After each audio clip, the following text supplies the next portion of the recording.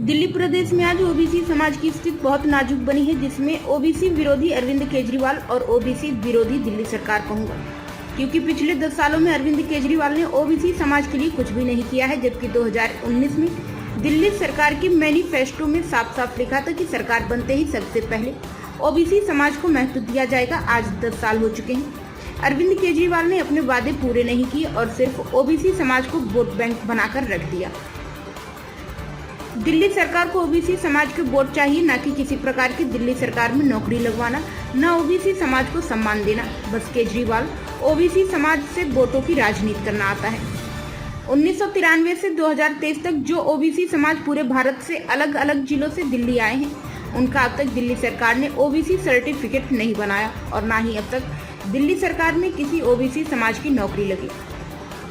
मैं दिल्ली सरकार और आम आदमी पार्टी से मेरी मांग है कि दिल्ली में रह रहे ओबीसी समाज को भी दिल्ली सरकार ध्यान दे और जल्द से जल्द दिल्ली में नौकरियां दे, उनका सर्टिफिकेट बनवाए। नमस्कार साथियों, आप लोग आए, आपका बहुत बहुत धन्यवाद। एक बहुत ही गंभीर विषय पे मैं आप लोगों का ध्यान दिलाना चाहता हूँ, जो पिछले कई सालों से ओबीसी समाज इस पीड़ा को झेल रहा है। आपको ध्यान दिलाना चाहता हूं कि दिल्ली में कोई भी सरकार की अगर नौकरी निकलती है ओबीसी समाज की, जो 27% आरक्षण केंद्र हमें देता है, तो आपको आश्चर्य होगा कि दिल्ली का 1993 के बाद से जो भी प्रवासी ओबीसी दिल्ली में आके रह रहा है, आज 1993 से 2003 तक लगभग 30 साल हो चुके हैं। 1993 से 2023 तक लगभग 30 साल हो चुके हैं। 30 सालों में जो भी ओबीसी समाज का परिवार दिल्ली में आके बसा है, वो किसी भी नौकरी का भागीदार नहीं है। दिल्ली सरकार की अगर हम बात को देखें तो दिल्ली सरकार कोई भी नौकरी निकालेगी, वो उसमें अप्लाई नहीं कर सकता।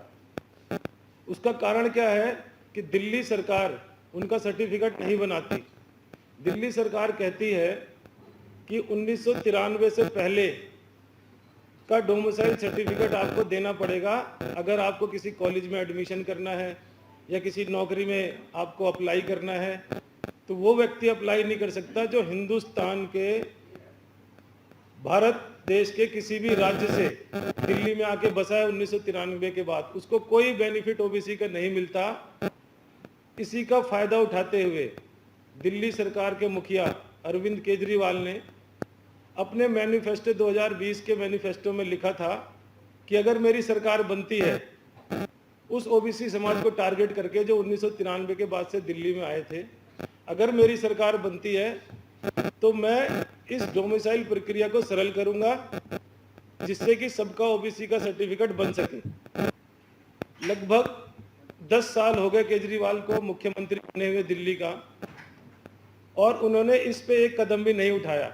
जब हमने उनका मैनिफेस्टो पढ़ा और इसके बारे में जानकारी इकट्ठी करी कि ये क्या रीजन था जिस वजह से इन्होंने ओबीसी समाज का वोट तो ले लिया, और ओबीसी समाज किसको जरूरत है, जो चाहे यूपी से आया हो, बिहार से आया हो, छत्तीसगढ़, झारखंड या राज्य के किसी भी कोने से, देश के किसी भी कोने से आया हो, वो आज बेचारा रेडी पटरी पे रहता है, अनऑथराइज कॉलोनीज में रहता है, कोई ई रिक्शा चलाता है, कोई ऑटो रिक्शा चलाता है, कोई सब्जी की दुकान खोलता है, कोई अपना नाई का काम करता है, कोई मोची का काम करता है, कोई सुनार है, कोई लुहार है।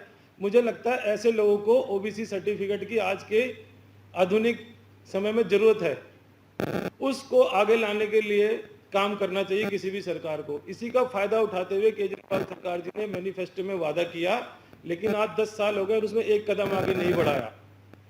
ओबीसी मोर्चा का अध्यक्ष होने के नाते मैंने इसकी जांच करी और मुझे पाया कि सच में बहुत ही बुरा हाल है दिल्ली में ओबीसी समाज के कार्यकर्ताओं को। इसलिए मैंने इसका नाम दिया है कि ओबीसी विरोधी है दिल्ली सरकार, ओबीसी विरोधी है केजरीवाल। इससे यह साबित होता है कि 30 साल का बहुत बड़ा अंतर था और उसमें एक कदम केजरीवाल सरकार ने उठाया नहीं। ओबीसी अध्यक्ष के नाते मैंने अपने पार्टी में बात करी, हमारे पार्टी के अध्यक्ष वीरेंद्र सचदेवा जी शीर्ष नेतृत्व से बात करी तो उन्होंने कहा कि हाँ, आपको ओबीसी समाज के अधिकारों को लड़ने के लिए आगे बढ़ना चाहिए। तो हमने एक प्रदर्शन करा जंतर मंतर पे केजरीवाल जी के खिलाफ, कि शायद उनको याद आ जाएगी मैनिफेस्टो में हमने क्या क्या लिखा है।